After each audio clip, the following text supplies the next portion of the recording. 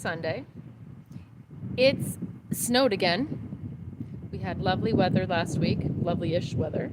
All the snow had melted, which was amazing, and here we are with freezing, snowy weather again. Man, we just can't get a leg up here. So I'm located in southern Ontario in Niagara Falls, and it's still snowing, but I'm still growing. Just saying.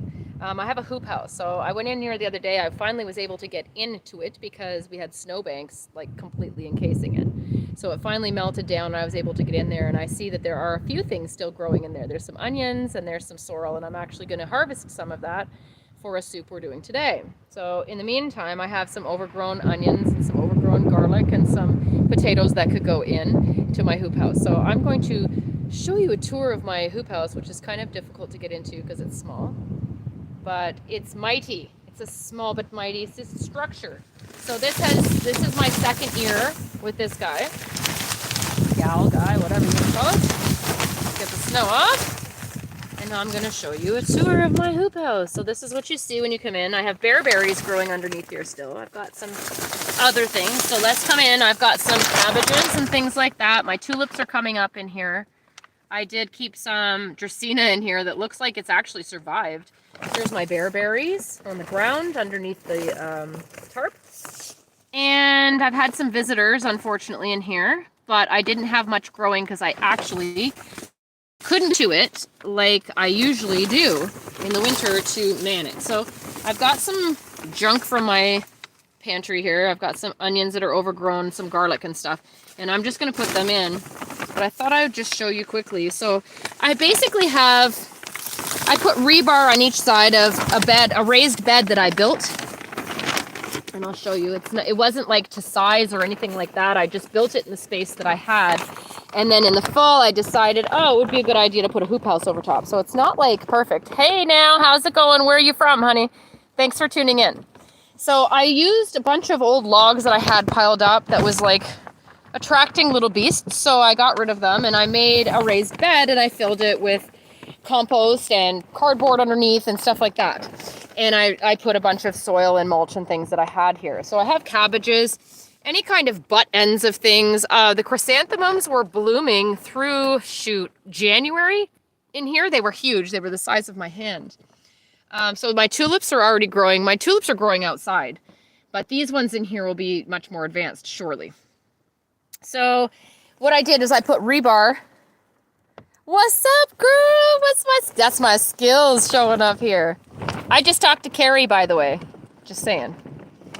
She's talking about us doing some shoots, so photo shoots. So we'll talk about that in a bit.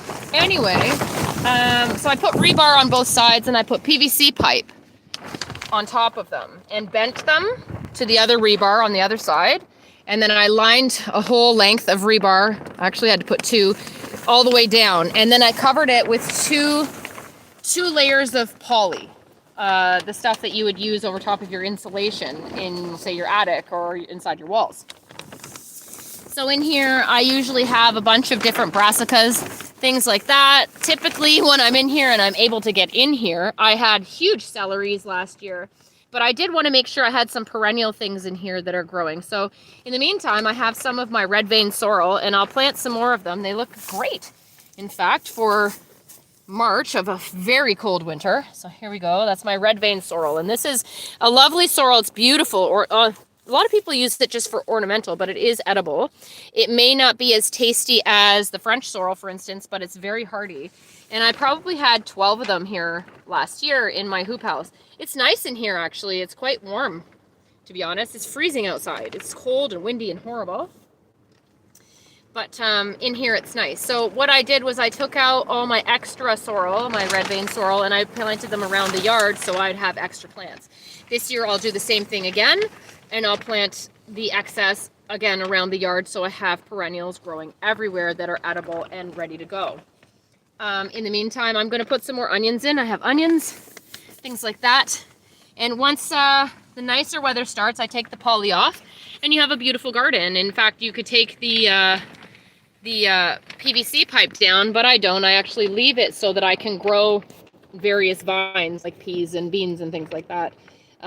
It's a pretty interesting location. In the spring, I have magnolias here right above it, but you get the flowers on the one first, and then you get leaves, and opposite on, no, that's not opposite. It's a staggered bloom, in fact.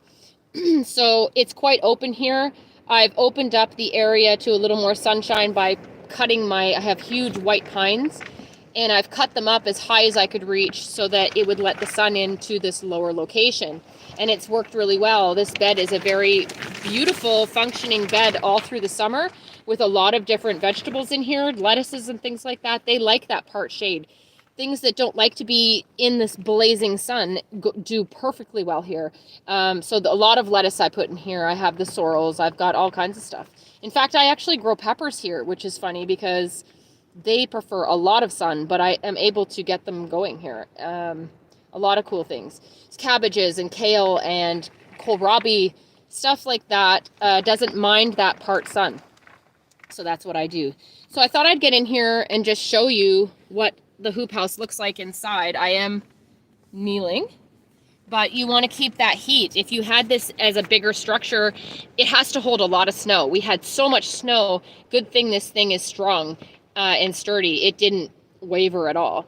As you see, I have some trellises here all the way down. So in the spring, like I said, maybe next week when this snow kind of subsides, I'll plant some peas. The peas like that cold, like some cold weather.